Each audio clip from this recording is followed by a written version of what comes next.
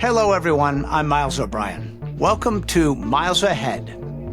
It's now been 2.5 years since the whole world seemed to be glued to the story of the Titan submarine that went missing on its way down to the Titanic. 5 people were killed when it imploded. And in the middle of all that, the media just kind of lost its mind. Today's episode joined your feed on November 18th, the same day the new book, Titan Unfinished, drops.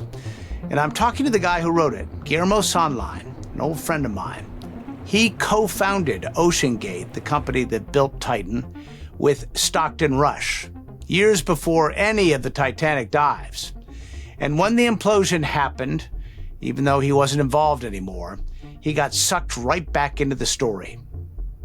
We get into how he and Stockton got started, why Guillermo eventually stepped away, what he makes of the tragedy, the media chaos that followed, and the U.S. Coast Guard's pretty brutal report on what went wrong.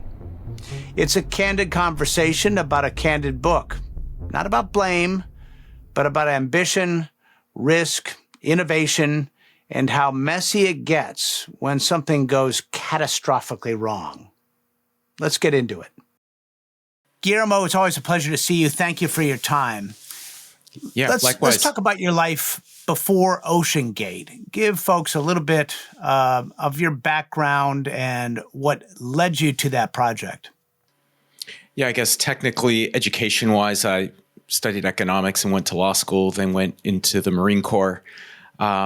But then as I got out of the Marine Corps, I started a tech company in Silicon Valley, and that launched me into essentially a 25-year career of launching over a dozen startups, both for-profit and nonprofit, in a variety of different fields. But as you know, since we met 20 years ago with our shared passion for space, my desire has always been to focus on space. So quite a few of those startups were focused on different aspects of the space community, specifically kind of finding myself at the intersection of space entrepreneurs and space investors.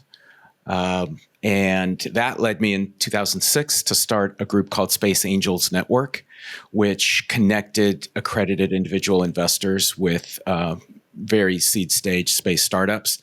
Through that effort, I met a guy named Graham Hawkes, who is a sub designer. That was in 2008. And I worked with him for about a year or so, helping him with his venture. And he's the one that introduced me to Stockton. And in 2009, Stockton and I co-founded OceanGate.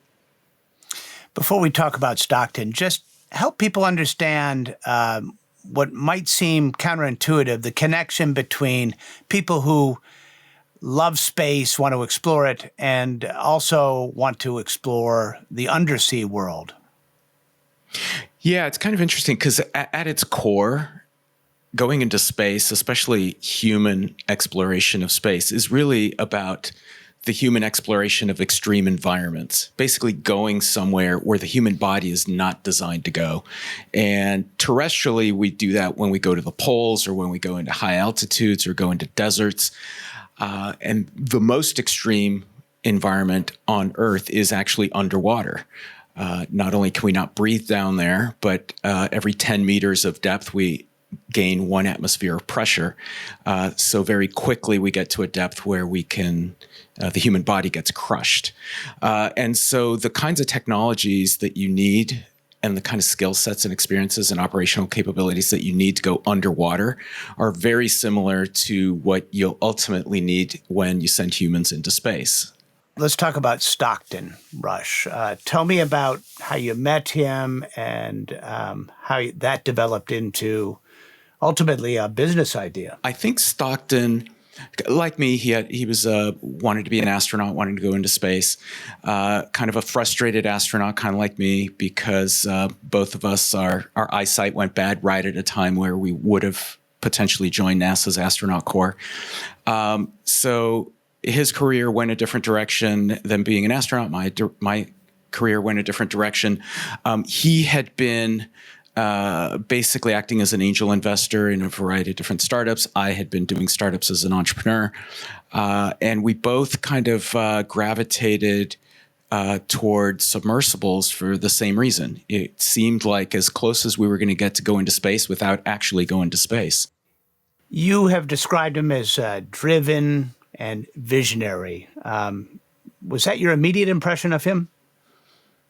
Not necessarily the visionary part, but definitely driven.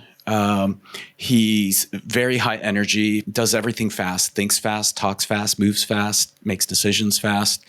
Not everyone can do that, but he could do that. And that was apparent right from the first time I talked with him and met him. I think the visionary part kind of came later after we had started OceanGate and we were trying to develop the business concepts from that.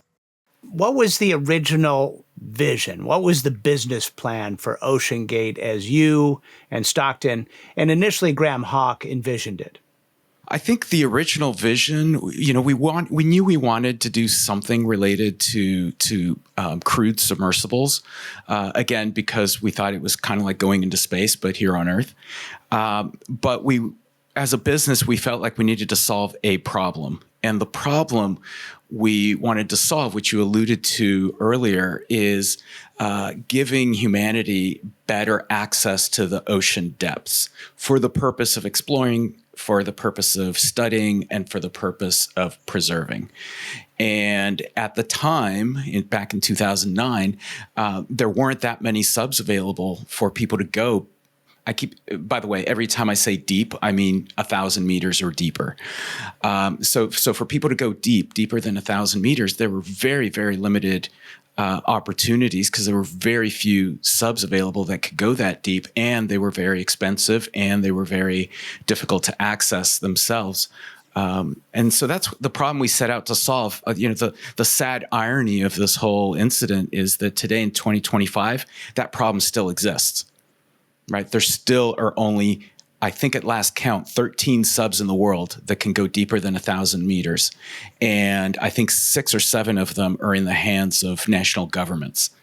In some respects, access to space is easier now, isn't it? Yes, exactly. Interesting. All right. Now, we're looking here at Antipodes, which was a vessel which OceanGate bought early on, not designed by the company, but in order to learn a little bit about operating underwater, this is a good way to begin.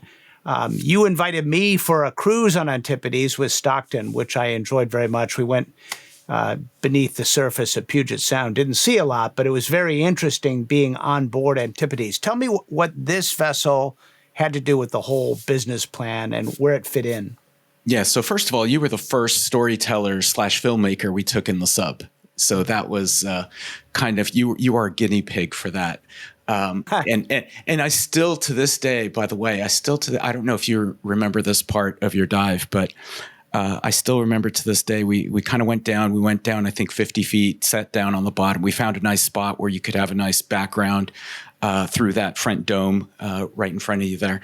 And we sat down. We had the lights set up, and you were going to do a short interview in the front dome with somebody. Mm-hmm. I can't remember. Maybe it was with Stockton. And as you were getting set up, you asked if we could turn off whatever was making that noise in the background, that humming noise in the background. Mm-hmm. And I think I was piloting that day, and I said, yeah, sure, but I can only do it for like 5 minutes. Then I got to turn it back on. And you said, okay. So we went ahead and did it. And so I turned it off. It got quiet. You did the shoot. After 5 minutes, we had to, we could turn it back on. And afterwards is when I told you that was the CO2 scrubber. Right. So that was actually what was keeping us alive. So while you were doing the interview, I was watching the CO2 levels rise inside the sub. Wow.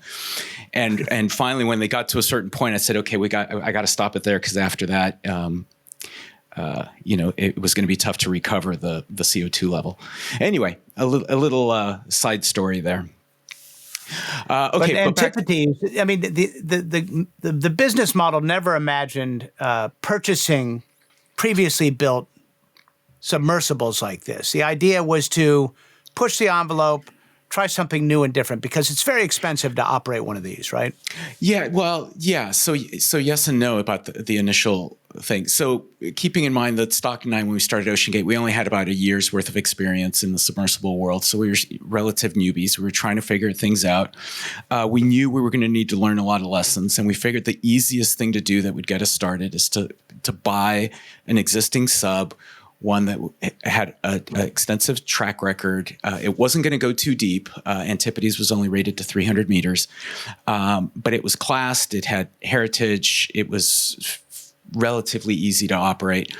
And so we bought it to get some experience with it. Now, at the time, our model our vision was to create a fleet of 4 or 5 deep diving subs pre-positioned around the world that could be taken anywhere by anyone who wanted to charter it, whether it was a scientist, an explorer, a filmmaker, whoever. And if we could do that buying used subs, great. As it turns out, later we found that we couldn't do it buying used subs. The next fallback was to buy new subs and have them custom built for us. But that ended up not working out because they were going to be too expensive and too heavy. But at the beginning, we certainly did not anticipate having to build our own subs. So our requirements were 5 people. It had to go to a depth. Initially, our requirement was that it had to go to a depth of 6,000 meters. It needed to be light enough to be transportable in a standard container, and it had to have the dimensions that would fit in a standard 40-foot shipping container. Again, to make it as transportable as possible, so that they wouldn't have to be set up with a dedicated mothership. So anyway, when we realized we weren't going to be able to buy those kinds of subs because the ones that everyone could build at the time were too heavy, we realized we were going to have to build our own subs. So we started kind of coming up with new designs. And about that time is when Stockton went back to talking with Graham Hawkes, who had designed a carbon fiber sub that could go full ocean depth, 11,000 meters, about carbon fiber. And could we use carbon fiber specifically as a cylinder to do these subs and meet our requirements? It looked like we were going to be able to do it. Tell us a little bit about your departure from OceanGate, why that happened, and did you depart with concerns and misgivings? I'll tell you the only concerns and misgivings were the fact that when we started OceanGate, I thought that was going to be the last job I ever had. And so leaving for me was a very hard decision. And I wasn't sure exactly what I was going to do next. But no, it was my departure was part of a kind of a succession plan that Stockton and I came up with. Once we realized we were going to have to build our own subs, it didn't make sense for me to be CEO anymore. I'm not an engineer by background. I wasn't going to know what to do on the engineering, on the R&D, or the manufacturing of anything. I was more of an operator. I could do the expeditions, and I could oversee the company while it was an operating company, but not while it was building or doing R&D. And that just flowed more naturally into Stockton's wheelhouse, because as an engineer, that was his strength. You have to have asked yourself the question, if you had not left, would things have turned out differently? Yeah, and I know you and I have talked about this already. That is part of my survivor's guilt that I've been dealing with over the last couple of years. And I think it was also part of why I felt compelled to write the memoir that I did, because as I was reading some of the investigators' findings about what OceanGate did and didn't do, and what Stockton did and didn't do in the years after I left, I realized, wow, I never would have allowed that to happen, or I never would have done that. Stockton and I would have had words about that. And I'd like to think that, and this is probably my own ego, but I'd like to think that Stockton respected me enough as a co-founder that he would have listened to me, and on some things he would have deferred to me, and maybe things could have turned out differently. I shared that with another person who knew both me and Stockton, and they told me not to feel survivor's guilt, because they said, look, Stockton was going to do what he was going to do, and you weren't going to get in his way. So, well, I don't know. Knowing you and briefly knowing him, I'm convinced you would have tried but failed in the case of Stockton, too. Yeah. He was determined. Yeah. One way or another, you guys were going to have a parting down the road, I think. What was your reaction when you first learned that OceanGate was going to stage expeditions to Titanic? Yeah, so one thing to keep in mind is even though I left in 2013, Stockton and I kept in touch throughout the years. We would talk not regularly, but often enough that I was fairly aware of, in general, broad strokes, what was going on with the company. So when we decided to go to Titanic, it was not so much a business decision. It was an R&D decision, right? this is a deep diving sub. It was designed to go 4,000 meters. That's the average depth of the ocean. When you do test dives, you need to be able to test certain systems. And since this sub was going to be set up for charter, it meant that it didn't just need to dive to 4,000 meters. It needed to be able to work at 4,000 meters, basically accomplish tasks at 4,000 meters, depending on what the charter wanted. And so we needed a target. We needed somewhere to go during the test process where we could practice working with the sub, doing things somewhere. And as you pointed out at the beginning, we don't know a lot about the world's oceans, especially at 4,000 meters. So it's very tough to find targets that exist and where they are and you can hit them every single time during your test dives. It just happens that one of them is Titanic. It's at 3,800 meters. And so the primary driver initially was, hey, that's a great place for us to practice with the sub and test all the systems.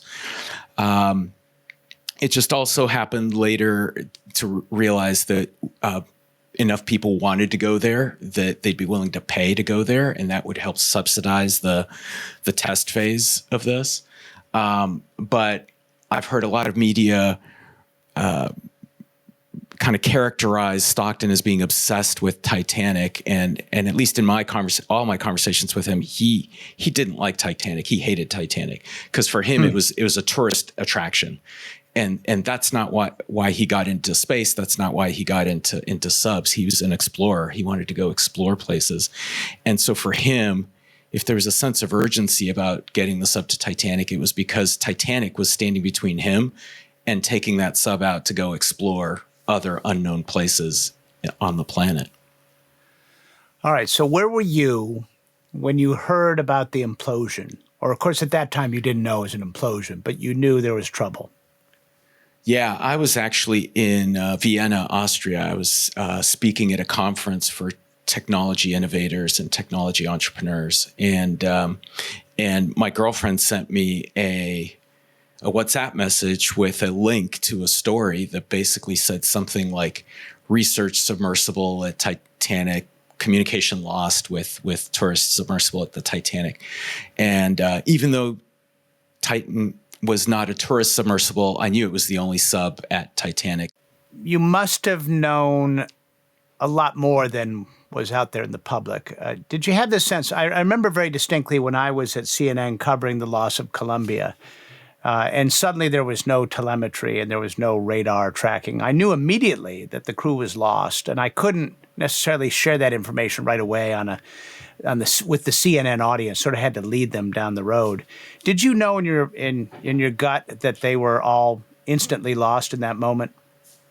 Yeah, and it's funny that you bring up Columbia because I distinctly remember Columbia. Same thing. I was watching the coverage, and people saying, well, they're looking for it. Maybe they just lost contact with it and they're looking for it. And I said, no, that thing's coming down like a rock.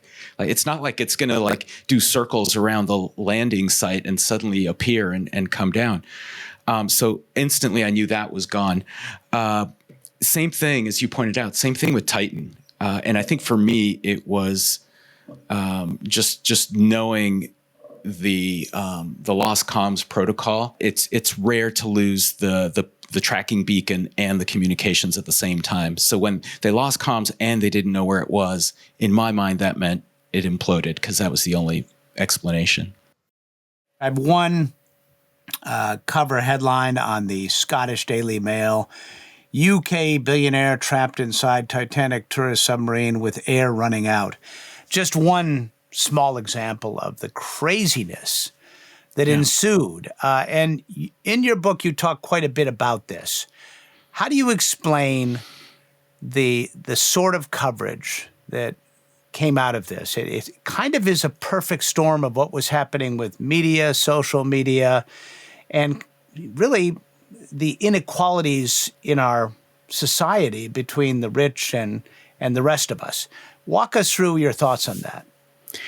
Yeah, I don't know. I kind of look at it as, in my mind, I visualize it as two things: a substance and process, maybe. Like on the substance side, I think this was kind of a convergence of three topics that generally capture people's attention, right? One is technology innovation and, mavericks that are just out there trying to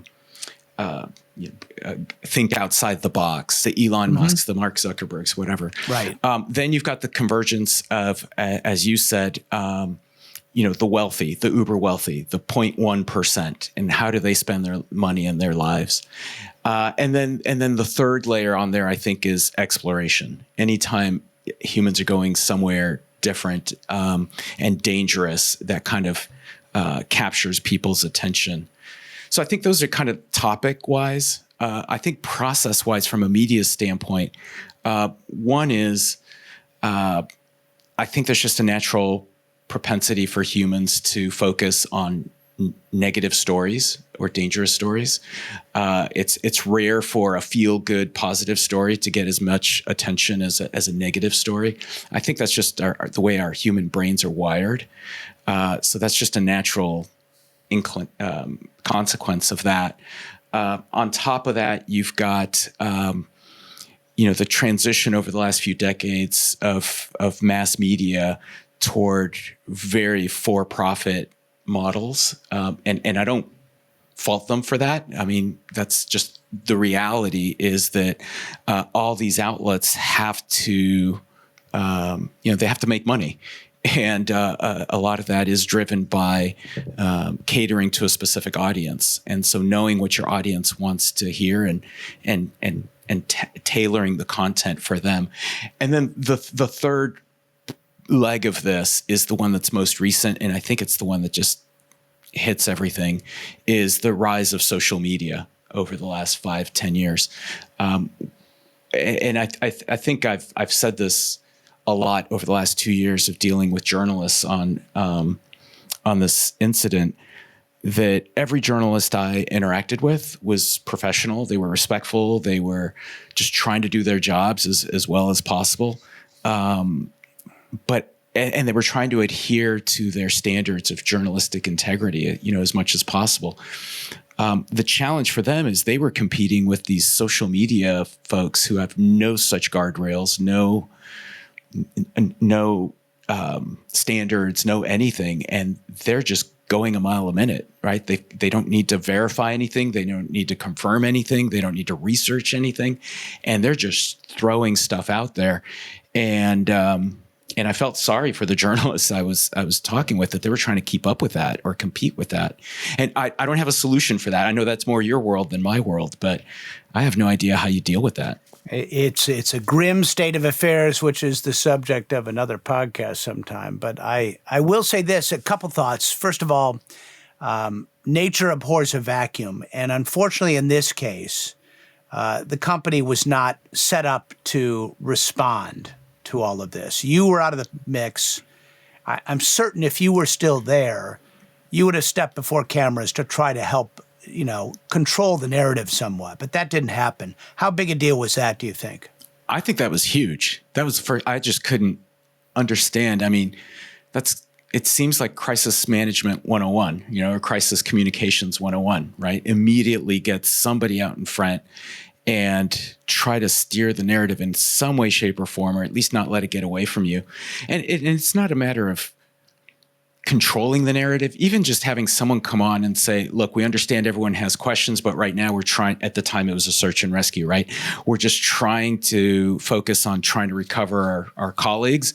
And, as soon as we know more, we'll let you know. Even something like that, like wasn't done.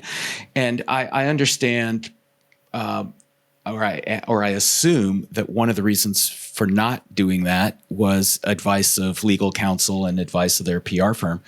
But I have no idea why someone didn't step up. Now, I do think one of the other issues, again, that Stockton and I had this worked out while I was there. There didn't seem to be a clear succession plan, and there didn't seem to be a clear crisis communications plan in place, because you just had your CEO go down in the sub. When he and I were both there, if one of us was, what we usually tried is only one of us went on a dive so that the other one was left in case something happened. And if both of us were going on a dive, we left somebody in charge up top. On top of that, in this case, there was no COO. There was nobody set up to kind of take over as CEO. Also, nobody from the board of directors stepped in. Usually in a complete crisis at a company, maybe somebody from the board can at least step in on an interim basis, and no one did that. There was not even a representative from the PR firm, to step up and say anything. So anyway, I guess that's a long-winded answer to your question, but I think it was a huge part of it. Well, it's very rare when the PR people and the lawyers agree. They're usually going in opposite directions. The lawyers want to clamp it down. The PR people would like to start telling the story because they're aware that somebody's going to tell the story, which is what happened. And the consequences of that are felt today. The report which came out this past week, it's hard to read, Guillermo, and I wasn't even there, so I can only imagine what it was like for you. And if this is too much of a PTSD moment for you, just say so. But as you read it, and it talks about prioritizing innovation and schedule over safety, that kind of thing. Did that? I mean, again, you were out of the company. Let's make that clear. But did that resonate with you? Did you see the seeds of that at least before you left? Yeah. So it was difficult to read because it's like reading the autopsy report on the loss of your loved one, right? And even if every entrepreneur feels like their startup is their baby, right? Even after you leave, you're still interested in the well-being of your baby. And so it's so it was kind of hard for me to read at least the findings of fact of what happened after I left, because some of that stuff I didn't know. It was stuff that even though Stockton and I kept in touch, he and I didn't really talk about some of the details that were in that report. So that part was hard. And I think it was also hard, obviously, reading the stuff where, I'm named as the co-founder, right? Anonymized. So everything that I did while I was there. And fortunately, they got most of that factually correct, at least as far as I remember. But some of the other things. Now, that being said, you asked me if I got an inkling of some of these cultural things even before I left. I kind of did, which is I think why I have that survivor's guilt, thinking that maybe I could have kept it in check a little bit. It hit me as I was reading this that, hey, maybe things did change a lot after I left. Maybe there was a lot of cultural shift after I left. Then again, I talked to a lot of people who worked there who were not fired. And they have been watching the media and the documentaries and everything, and they said, everything that they're saying, it's like they're talking about a different company. That's not the place I worked. The place I worked was not a toxic environment. So I don't know.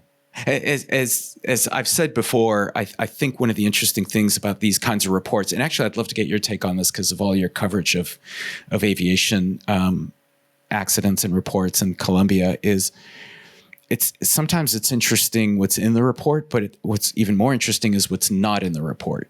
and what they did not look at or what they did not talk about in the report. So, yeah, reading between the lines of these things is important. But I'm curious, what would you say were the omissions? First of all, the fact that Stockton was like this like tyrant dictator, right, and running everything. The first thing I would have wanted to see is, okay, well, what did the board of directors think? And what did all the executive team members who worked at OceanGate after I left, what did they say? And what did they think? Because this whole concept of a toxic culture, as near as I can figure, is all based on people who were fired. And as we know, people that were fired, usually they have a different view than the company did. So I want to know what everyone else thought. What did the rest of the team, what did the rest of the executive team say? What did the board of directors think? And that doesn't seem to be in there. Like, another big thing is that the company was underfunded and that Stockton was under financial pressure, especially from his current shareholders and investors. So one of the first things I was looking for is, okay, so when the investigators talked to the shareholders, what did they say? Were they actually putting pressure on Stockton, or were they ready to step up with more checks because they were excited that we were finally getting toward that phase 3? I don't know, because I didn't talk to them, but apparently the investigators didn't talk to them either. Those are important questions. Yeah, and it goes on and on like that. Like there's the big thing was always carbon fiber, right? You can't use carbon fiber for deep submersibles. So one of the first sections I did read was the section where they talked about carbon fiber, and specifically what I was looking for is if they mentioned this company called Composite Energy Technologies out of Rhode Island, and they did not mention it. And that company has been building deep diving cylindrical carbon fiber pressure hulls for the last 5+ years, and they've been doing hundreds of dives deeper than Titan went. Now, those are uncrewed, right? So they're autonomous robotic, but the engineering's the same, and at least from a material sciences standpoint. And I spoke with that team, and they specifically said anybody who's gone on camera and talked to the media and said flat out the carbon fiber is not a good material are just showing that they know nothing about carbon fiber, because we have data to show that carbon fiber is an amazing material for use for deep subs. So the fact that that's not included anywhere in the report, and it doesn't look like the investigators talked to them, and that's the only thing engineering-wise that I know, because of talking with these other folks. So I don't know. There's just a lot of pieces that I think are missing, and we may never know the answers to, because this is by far the most comprehensive investigation we're going to get. It's not like anyone's going to do any more detailed analysis after this. Well, you have to wonder a little bit about the balance of, pushing the envelope and respecting, the conventional wisdom and the body of knowledge that is out there. If there was an FAA, the Wright brothers probably wouldn't have never gotten permission to do their first flight, right? Exactly. That's what people frequently use as kind of the flip example. But the point is well taken. If you're going to innovate, in some ways you have to ignore the rule book. But there's a balance there somewhere. And, I know that you might have been a little bit of a counterweight to some of Stockton Rush's inclination maybe to push too far. And do you think, after you left, was he just unchecked in that desire to do this quickly and achieve his goal, perhaps, maybe a little too quickly? Potentially. It's one of these things. I think an innovator, I always think of, you mentioned the Wright brothers. I always think of Thomas Edison, right? When he knows that he wants to solve this problem of electric light bulbs, and he knows he's got it in his head. He knows he can solve it. So he's got a sense of urgency to try solving it because he knows he can get it out the door. And anybody who gets in his way or doesn't, or tells him that it can't be done, it's just a distraction. Like, you need to get it out of the way. And ultimately, whatever the famous statistic is, he failed 800 times and succeeded on the 800th one. I think that holds for a lot of innovators, for Elon, for everyone else. And I think that's what was driving Stockton. It's in his mind. He knew that this was a problem that was worth solving for the sake of humanity. He knew that he was heading in the right direction. He thought that he had it all figured out, and he just wanted to get there as quickly as possible. But you're right. I think there needs to be a counterbalance to that. And I think that's one of I hope my takeaways from this is kind of extracting out from the debate over the details of this report and the details of this incident is let's make sure that this incident, let's assume that Stockton did it wrong, did innovation wrong. Let's assume OceanGate did innovation wrong. I just hope that this doesn't stop innovation in the field of ocean exploration or somehow curtail it too much. And specifically, I hope it doesn't take away from carbon fiber being used for, or at least being considered for, deep submersibles. Because at the end of the day, the sub imploded, but that hull did do 13 dives to 3,800 meters. So it can be done. It's just a matter of improving it and learning the lessons and making it work. If somebody came to you with a business plan for some sort of submersible business, would you get back in it? Yeah, in fact, I've been thinking about that myself. Is it, does it make sense? I don't know if for me as the quote unquote OceanGate co-founder, if it makes sense for me to do it. I don't know if I'd be a net positive or a net negative, but at least I would have the experience and the knowledge of what works and what doesn't work and the lessons learned. I think the key for this, which, especially after reading this report, for both submersibles, the ocean exploration part, and also for space exploration, is if you're going to be innovating in the field of human transportation systems, especially when they're going into extreme environments, you do have to make sure that you've got enough runway, enough financial resources, capital, runway, and team to do enough testing for everything. I think in Stockton's mind, he felt that he had done enough testing, and that's why he continued pushing forward. And maybe it's a matter of difference of opinion. If somebody else had looked at the same data, maybe they would have said, no, you need more testing. But he thought that he had enough testing. But regardless, it'd be better if you erred on the side of caution, which is what I probably would have done, is said, look, let's go raise more money and let's spend another 2 years doing more dives and test. But hopefully that's one of the big lessons learned, is that, we don't stop innovating and we don't stop considering these types of new materials, but instead we just make sure that we, do it the quote unquote right way going forward. One of the things in this report, the Coast Guard recommends additional and new regulations. Is that a solution here? It's funny, when I read the recommendations, like almost all the recommendations had to do with regulatory issues, right? Everything that the Coast Guard or others could do. And I agreed with all of them, except for one that I didn't really understand. But I was half laughing to myself because almost all those things are things that Stockton and I tried getting them to do 15 years ago. And I know different members of the sub-community have tried to get them to do over the last 15 years. So as a member of the sub-community, yeah, I think that's a way to go, especially their first recommendation, which was to work with industry to come up with a new model. Okay, I like that part of it, that collaborative part of it. So I like that part of it as a member of the sub-community. However, as a taxpayer in the United States, I think it's a waste of taxpayer funds.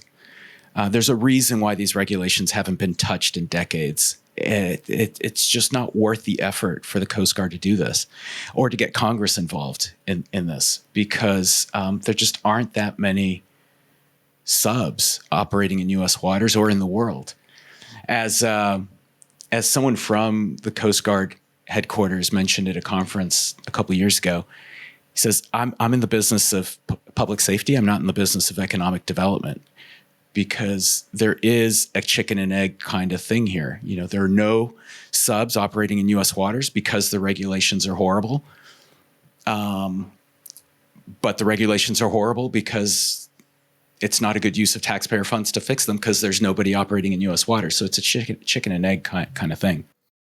Your book, Titan Unfinished, offers a different perspective on all this than most people have heard. What did you hope to accomplish by writing it? I think writing it was more of a personal thing, right? It was part of my grieving process. I'd been doing a lot of media interviews and testifying before the Coast Guard at the public hearing and talking with folks doing documentaries. And I realized I got tired of sitting for 3 hours of interviews to have the journalist use, 30-second clip and completely out of context. And I realized the only way I was ever going to get my whole story out was to write it myself and just put it out there. And as it turns out, I almost, as I finished it, I almost didn't care if anybody ever read it, because it was really, it ended up being, like I said, part of my grieving process. It was kind of a cathartic experience for me, going back and remembering all of these interactions that Stockton and I had, not just at the founding, but also through the years after I left. But that's a separate decision than publishing the book and putting it out there. And I have had several friends advise me not to publish it because of the divisiveness of this whole topic. But I think ultimately I decided to publish it because I want people to have greater context for when they're forming these opinions. I don't really care if I don't change anybody's mind. If somebody thinks Stockton was a jerk and didn't know what he was doing, he was a criminal, and he got what he deserved and all that, that's fine. People are entitled to their opinion.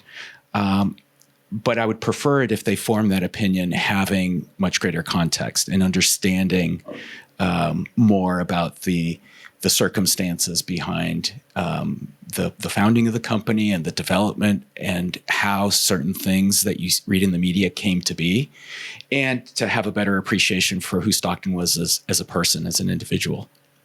So I think that for me, there were two different decisions: writing it versus publishing it. Sounds like this was a book that was a little bit of therapy.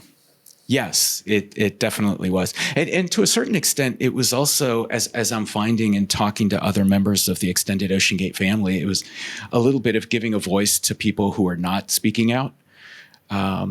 Because for every one disgruntled former employee, there are probably 10 or 15 former employees, or just former employees, who that was not their experience. They actually liked Stockton. They liked OceanGate. They believed in the mission. And they don't get to speak out, or they don't want to speak out because they don't want to take the arrows in the back. I kind of had no choice because of that title, co-founder. I never get rid of that title. And because OceanGate was my baby. So I kind of had to do it. So anyway, it was a little bit of therapy, and it was a little bit of just something I felt just needed to be done. But again, well, I didn't want to profit from the deaths of these 5 people, right? So that was another risk for me in publishing it, that people would think that I'm trying to make money off this, and I'm not. So that's why I'm donating the profits to charity. Well, I had the good fortune to read an advanced copy, and I recommend it to anybody out there listening. And for anyone who's listening, Miles also wrote the foreword to the book, and he did a great job with it. Didn't need to change one word, comma, period, nothing. It was amazing. So even if all you do is read the foreword, that it's worthwhile. Yes, I recommend the foreword to you for sure. Yeah, I recommend the foreword, exactly. All right, the book is Titan Unfinished. The author is Guillermo Söhnlein, who is a co-founder of OceanGate and a longtime friend of mine. Thank you for sharing your thoughts on this. I know this is not an easy subject. Yeah, thanks, Miles. Appreciate it. Big thanks to Guillermo Söhnlein for joining me. And again, his book, Titan Unfinished, is out today, so check the show notes for a link. You'll also find the foreword I wrote for that book in my Substack feed. The Titan implosion in June of 23 took 5 lives and left a huge wake in the media, in the public imagination, and among the people who were closest to the project. What I take from this conversation is something I've seen a lot in my line of work. When you push the limits under the ocean, in space, anywhere, the risks are real, and the stories that follow are never as simple as the headlines make them out to be. Thanks for being here with me. I'm Miles O'Brien. And remember, the truth doesn't just bubble up on its own. Sometimes you've got to put on the gear and go after it. Please take a moment to subscribe, like, and comment. This right now is a labor of love for me, and I can't do it for free forever. So help out if you like what you see and hear, please. We'll see you next time on Miles Ahead.